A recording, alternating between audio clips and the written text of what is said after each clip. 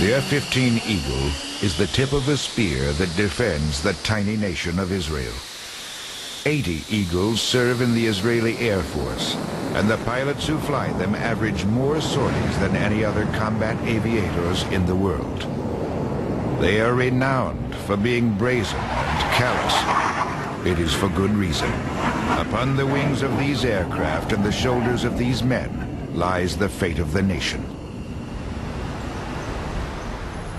They are the vanguard of a country that is smaller than 46 of the 50 states.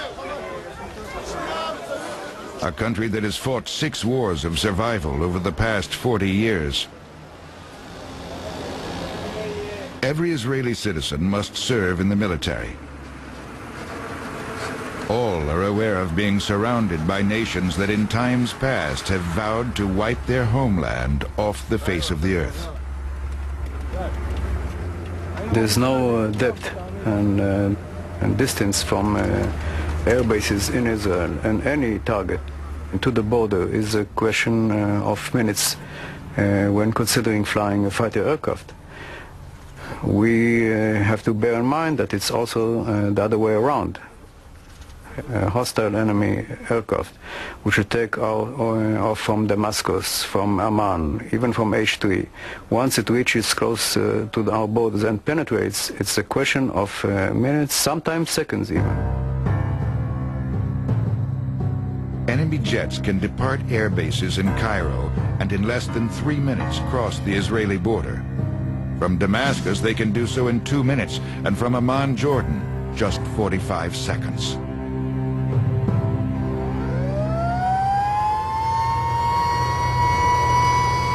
Every inch of land here has a settlement, a village, a town, and we have to defend the population. Therefore, we prefer, if it's possible, to fight all the wars outside the Israeli borders. That's the philosophy, and until today, we kept to that.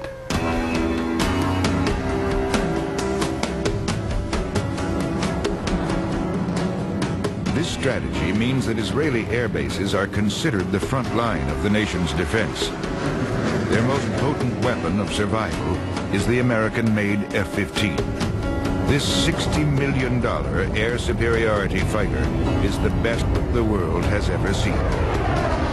In the past 20 years, Israeli pilots flying F-15 Eagles have racked up over 50 enemy kills to 0 losses of their own. No other pilot-aircraft coupling in modern history can even approach this. Financial constraints and the confines of Middle East airspace create a unique set of parameters for IAF warplanes. Israeli F-15 pilots do not rely on BVR, or beyond visual range technology. Unlike American pilots who are taught to destroy the enemy at the greatest range possible, Israeli pilots do not have the luxury of distance. Instead, they are taught they must obtain visual contact before engaging. Normally, if you don't build an aircraft in your own country according with your specific needs, then you get something that you pay for, and it really was designed for somebody else's need. Even if it's a very advanced aircraft for a very advanced country, there are specific problems that you have to solve by yourself. Less sophistication means greater reliability, something prized by the budget-strapped Israelis. Because of this, the IAF jet is really just a stripped-down version of the American F-15. The size of a World War II bomber, it is nearly a third titanium. Despite its bulk, the F-15 is one of the fastest combat aircraft ever built. With 2 Pratt & Whitney F-100 engines, the jet boasts a combined thrust of nearly 60,000 pounds and a top speed of 1,700 miles an hour. When on full afterburner, the Eagle consumes nearly 900 pounds of fuel a minute. F-15s first came to Israel in 1976, and because they arrived on the Sabbath, the government that bought them actually fell. When the first pilots were finally assigned to fly them, the weight of their obligation was clear. I remember when the first team came back from the United States, there was a new hospital building at that time in Haifa. And the cost of this building was $25 million, the same price of an F-15 aircraft at that time. And I remember that this point really was in my mind during the first year as an F-15 pilot, knowing that I'm driving in hospital.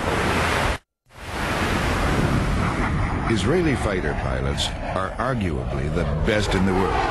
They are, without question, the most battle-hardened. Between 1966 and 1991, they suffered less than 25 losses to 631 air combat victories. Victories over pilots from nearly every Arab nation, from the Soviet Union and even Korea. In Israeli culture, they are revered as the guardians of the realm, and from an early age, most young men dream of joining their ranks.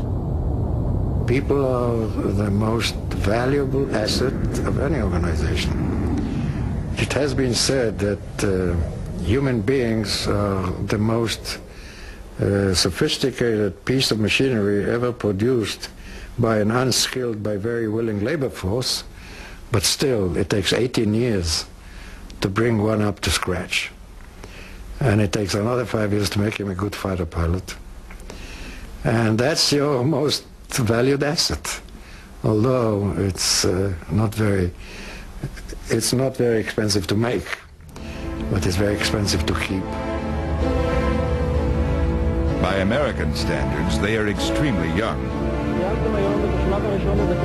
They go into the academy at the tender age of 18, and by their early 20s, they will be flying a $60 million warplane. Of the hundreds who begin air cadet training, only a dozen will ever graduate. We used to educate our pilot that anytime you meet with an enemy pilot, you should consider him as the best pilot in the world. No matter who he is, where he comes from, what is his capability, you should consider him as the best in the world. That's one thing.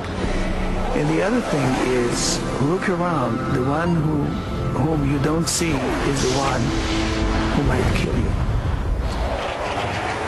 You have to have some level of fear. I don't know if the word fear is the right definition, but you have to worry a little bit.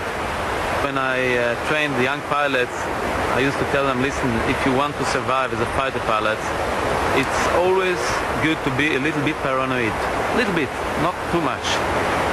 Because otherwise, if you have no fear at all, you might, during training time, take higher risk. Paranoia in the state of Israel runs deep. Security concerns are far greater and precautions much more extreme than in the United States Air Force. Because of this, it is forbidden to show the face of an active Israeli Air Force pilot on camera. They are trained in Western tactics, flying Western planes. Perhaps even more than American pilots, they are taught the value of rugged discipline in tandem with the merits of innovation and initiative. We never give our pilots precise instructions how to act in battle. We give the general idea, we direct them to the combat zone, and once they acquire the target with their radars, they are free to decide how to attack the target. The freedom of choice and freedom of decision, that's the name of the game, and so we train our pilots. After 3 years of intense training, after seeing 9 out of 10 of their classmates wash out, they finally graduate. From this select group of young men will arise future generals of the Air Force and leaders of the state, but only a few will enter the elite ranks of the most privileged class in Israel, the F-15 fighter squadrons of the IAF.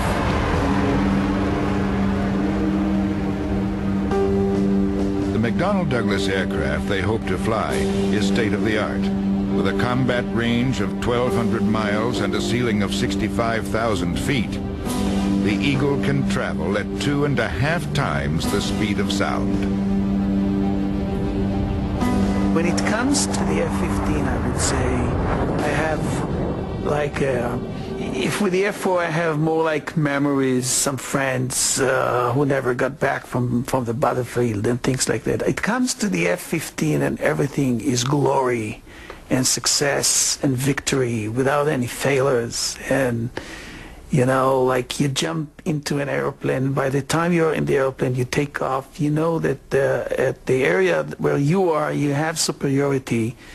And again, it's a connection between you and the airplane. You come from a group of pilots which considered as the best, and I think that they are good. And you fly the airplane, which is the best in the world, and it's a good teaming altogether. So if I go by an F-15, I smile and I think, wow, this was a good teaming. And if I go by an F-4, I think, wow, this was a tough mission. The F-15 is Israel's premier aerial platform, but its workhorse is the F-4 Phantom. Phantoms arrived in the Middle East in 1969 and first saw combat fighting Egyptian MiGs over the Sinai in the war of attrition that lasted from 1969 to 1970. In July of 1970, Phantoms took part in one of the most renowned engagements of that war. 10 years later, during peace talks in Washington, D.C., the Israelis listened as Egyptian President Hosni Mubarak, himself a former MiG pilot, reminisced about the air battle in which Soviet MiG-21 advisors, who had criticized their Egyptian students, were finally allowed to fly against the Israelis. Mr. Mubarak is telling us, look, we let them fly, and one day you shot down 5 Russians over southern Egypt, which is true. This is what we did. The same evening, all the bases of the Egyptian Air Force in the bars, the pilots were celebrating the victory of the Israelis over the Egyptians. And I'm talking about the war of attrition. Egyptian benevolence and Israeli air superiority would not last long. By 1973, leaders in Cairo were preparing new plans and new weapons for the final battle. One that would wipe out 1/3 of the Israeli Air Force and nearly crush the life out of the Jewish state.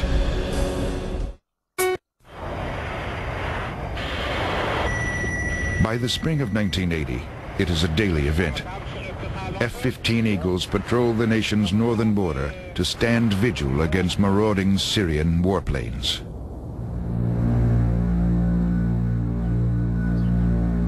But the frontier stretches for miles, and the settlements along it are never totally immune to attack. Soon, war calls once again on the nation of Israel. This time, the focus is on the northern border with Lebanon. Here, Palestinian guerrillas, intent on regaining their homeland, have attacked several kibbutzim on the frontier.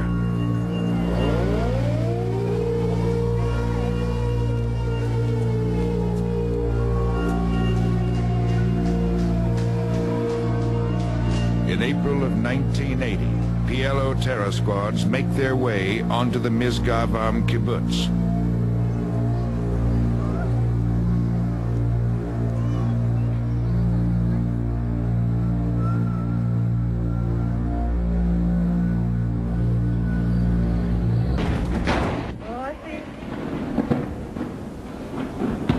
Here, several children are held hostage, and one is subsequently killed. This is followed by months of rocket attacks that by June of 1982 finally pushed the Israeli government to launch an invasion some had seen coming for over a year. In 1981, there was a spate of attacks by the PLO from southern Lebanon on northern Israel. One element or one result of those attacks was something that the Israeli military censor would not allow to be published and would not allow foreign correspondents to report. And that was that Israelis were fleeing from the northern town of Metula because it was too dangerous to live there. In the Israeli ideology, which existed since the building of the state, the notion that Jews would retreat from territory they had settled was simply anathema and unacceptable. Initially, the war in Lebanon is fought almost entirely between Israeli ground units and PLO militia.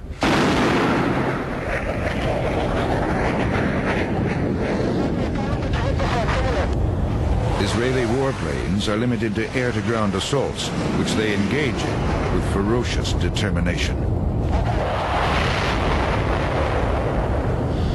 F-4s, Skyhawks, and F-16s take on the bulk of the work, as F-15s fly MiG-cap missions overhead.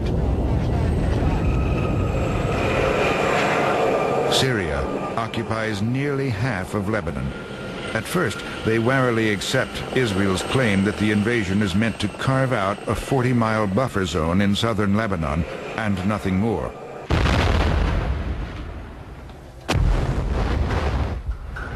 PLO defenses are spirited but hopelessly outgunned and soon swept away. As Israeli columns close in on the Beirut-Damascus highway, the true objectives of the invasion are revealed. Not only to destroy the PLO, but also establish a Christian puppet state in Lebanon, eliminating Syria as a power broker in the region. Leaders in Damascus find it an intolerable proposition.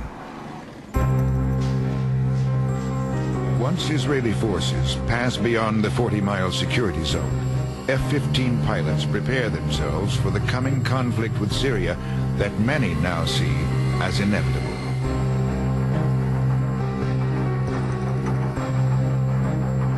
Both sides prepare for an aerial showdown. The world tenses in the face of a volatile Middle East brushfire. Full-scale war between a Soviet client state and an American ally in such a critical region could easily spread. For young Israeli pilots, there is no such apprehension. It is a moment they've waited for all of their lives. You're making so much training, and you invest so much money and so much effort. And I don't know if it's right to make the comparison, but in some sense it's like Olympics. You want to gain the medal, the gold medal, not the silver medal and not the bronze medal. And that's the way we trained our pilot, and that's the way that they behave. When Syrian armor crashes into lead Israeli forces in the Bekaa Valley, the need for IAF air-to-ground support becomes acute. Two columns of Israeli troops find themselves on the verge of being wiped out. Suddenly, Air Force commanders face a repeat of the Sinai in 1973. Throughout the Bekaa Valley, the Syrians have placed advanced surface-to-air missile batteries similar to those that decimated the IAF nearly 10 years ago. We couldn't have done this under the umbrella of the SAM batteries because, again, we would have lost many aircraft. So there was no choice but to put a preemptive attack against those SAM batteries, which was launched in Wednesday in the afternoon after a morning of collecting intelligence data and updating the exact location of those SAM batteries, which were in the Bekaa Valley. But the past decade has provided the Israelis with many answers to the missile dilemma. Technologies and tactics have been devised that will hopefully counter the SAM threat. A ground missile is a very soft target. Once you know where it is, you track it in real time, and you approach it and you kill it like a snake. Now for that you need that type of intelligence. You need real-time intelligence. Now, I would say the array of weaponry that was developed between 1973 and 1982 has brought into play so many anti-missile weapons that if you ask anybody if he wants to be a missile battery commander, when also portray to him what is waiting for him, nobody would want to be a missile battery commander. Answers this triggered from the aircraft side are formidable. But to say that the missile has bent the wing of attack aircraft, far from it. Not in my book. Our day starts very early. We never know exactly when we'll have a full house, but whatever comes up. The Israelis have engineered an ingenious but simple tactical solution. Dozens of drones will precede IF Phantoms over the valley, decoys for the hunters that will follow. As enemy SAM sites light up to track what they think are Israeli warplanes, Phantoms will pop up over the mountains to fire anti-radiation missiles. These will then home in on the illuminated SAM radar sites.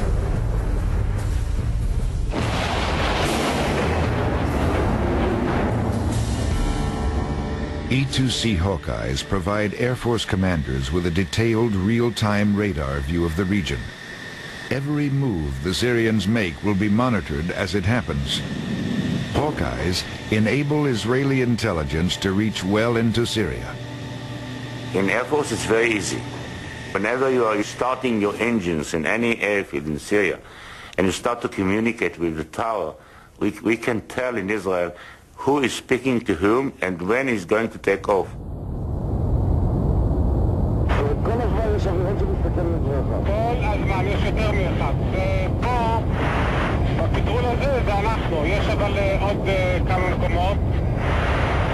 With Eagles controlling the sky and Phantoms the ground, IAF commanders orchestrate an integrated air battle that leaves the enemy bewildered.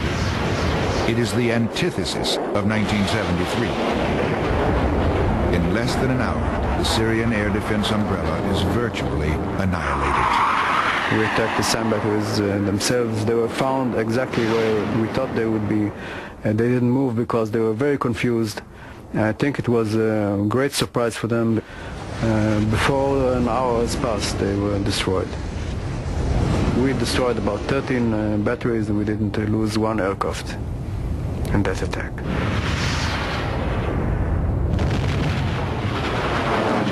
The Syrians were launching interceptors to try and avoid the attacks which we had not only on the SAM batteries but on the close air support for the ground forces. And they did it in a panic in some way because they feel that they lost the defense of SAM batteries and now they have to launch their interceptors. For the Israelis, it is a classic engagement. Here, the F-15 Eagle comes into its own. Here, aerial combat demands near surgical precision. Pilots dare not venture into Syrian or Jordanian airspace for fear of widening the war. And in a fighter jet twisting and turning at Mach 2, this means that time and space are compressed to nearly impossible dimensions. If you measure the time and distances, meaning that sometimes you get an order to engage, to shut down airplanes, and to get back, and altogether I would say is no more than 90 seconds or 2 minutes. And one should try to imagine what does it mean. You have to get your formation organized, you have to collect all the intelligence information, meaning you have to have in mind the aerial picture before you get in. You have to make sure that you look around to the ground and you're not being shot by enemy missiles. And then you roll in, and then you have to intercept the airplanes, and then you have to see them visually, and then you have to make some setup for the engagement, do your job within a couple of seconds, and press back home. As the Syrians launch more and more planes, it becomes clear that this will be an aerial engagement of great proportion.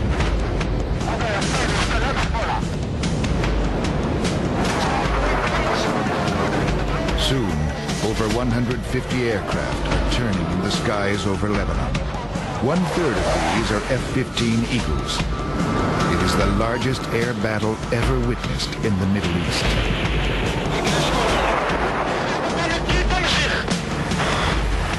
Sending young pilots to air combat activities is one of the duties of a commander, and you have to have some inner strength to do it.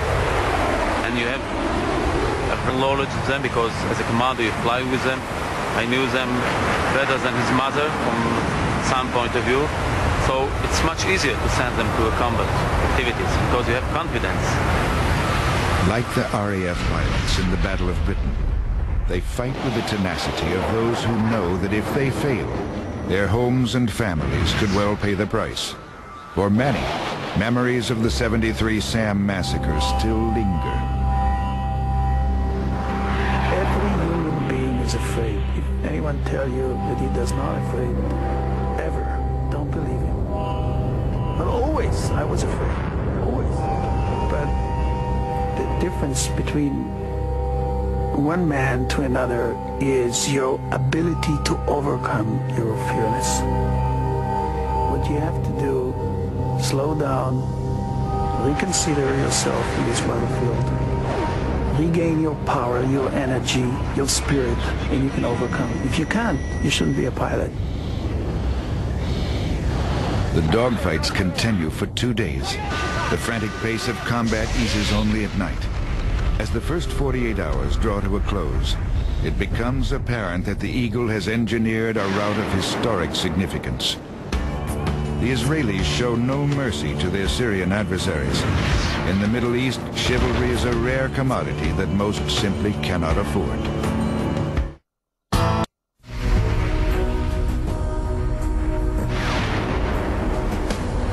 In just 2 days, over 40 Syrian aircraft fall to Israeli F-15s. Many of these kills are MiG-23 floggers, some of the fastest Soviet fighters ever built.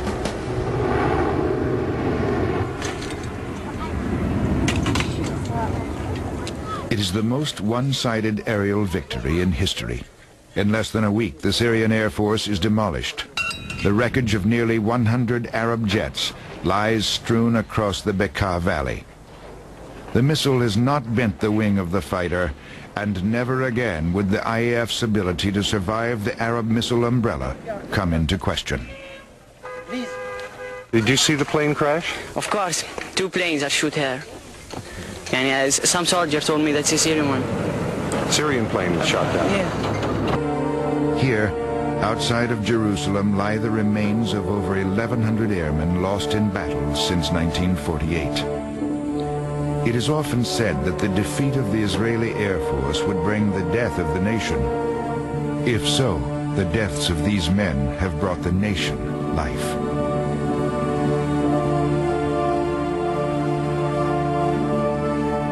But the challenges they faced and solutions they found between 1973 and 1982 would have repercussions far beyond the state of Israel. Our day starts very early. We never... 15,000 Soviet-built SAM missiles. The tactics they devise stem primarily from the Israeli experiences of 1973 and 1982. After 1982, we were asked by the American military forces and mainly the American Air Force to come and brief the officers of the U.S. Air Force about the way the war in the Bekaa Valley went, what worked and what didn't work, what are the lessons that we learned from that war. The Bekaa Valley campaign was something that a lot of us had studied pretty carefully, and in fact that we were able to draw some lessons and some ideas directly out of the Bekaa operations and apply them to the Gulf War situation. It became quite clear that one of the major reasons for the very significant Israeli successes was that the Israelis had managed to destroy the ability of the Syrians to command their forces and to control them. Technological advances in the F-15 and other aircraft enabled the Americans to not only borrow from the Israeli experience, but to expand on it. 145 Eagles will see action in the Gulf. They will take into battle the same countermeasures used by the Israelis against the Syrian missile threat, chaff and flares. And as the Israelis had over the Bekaa Valley, the Americans will employ a fleet of drones in attacking Iraqi defenses around Baghdad. This time, however, the drones will follow an initial wave of stealth aircraft meant to destroy key Iraqi air defense nodes without being detected. After the initial F-117 strikes went through, of course, all the Iraqi gunners reported for work because the bombs were going off. And so now they got on their radars and turned on their SAM radars and their gun radars, and they were all searching. The next thing that came through was Puba's party. It was a bunch of targets, not aircraft, that looked like targets that looked like aircraft. They immediately shot every one of them down and dutifully reported so. But in the process, they absorbed almost 100 anti-radiation missiles going into their radars. We put fear into the heart of the Iraqi air defenders that moment, and it never left them the rest of the war.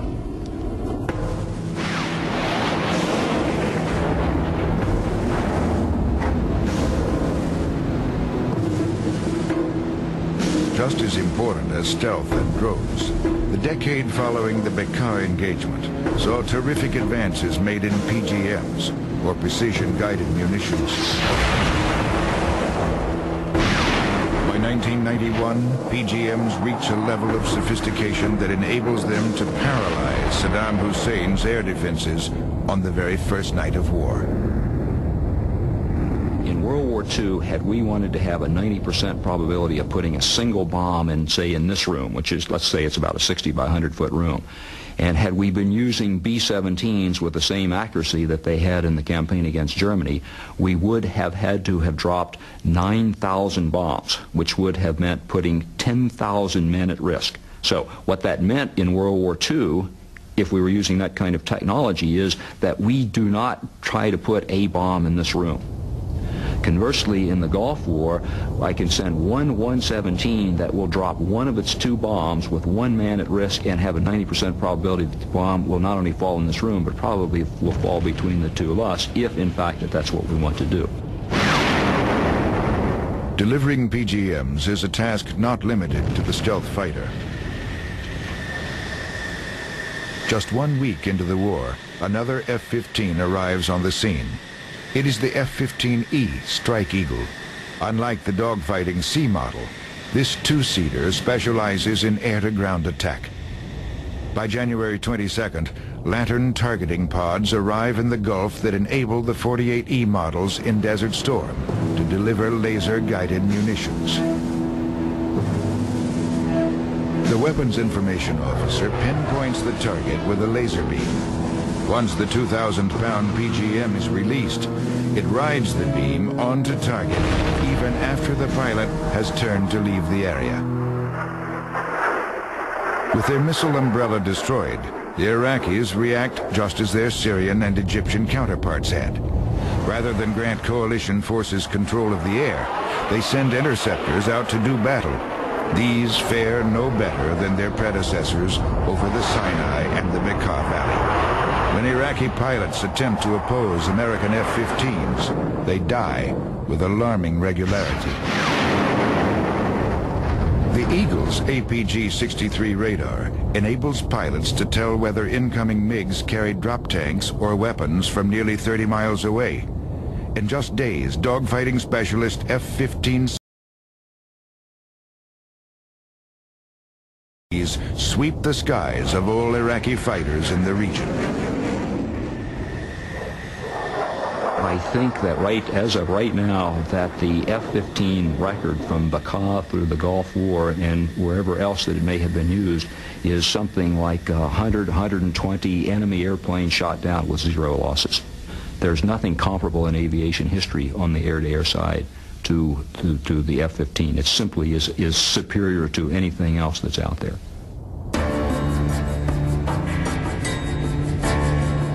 By war's end, American F-15Cs tally 34 MiG kills to no losses of their own. When enemy aircraft seek haven in hardened shelters below, F-15Es shatter them with laser-guided bombs.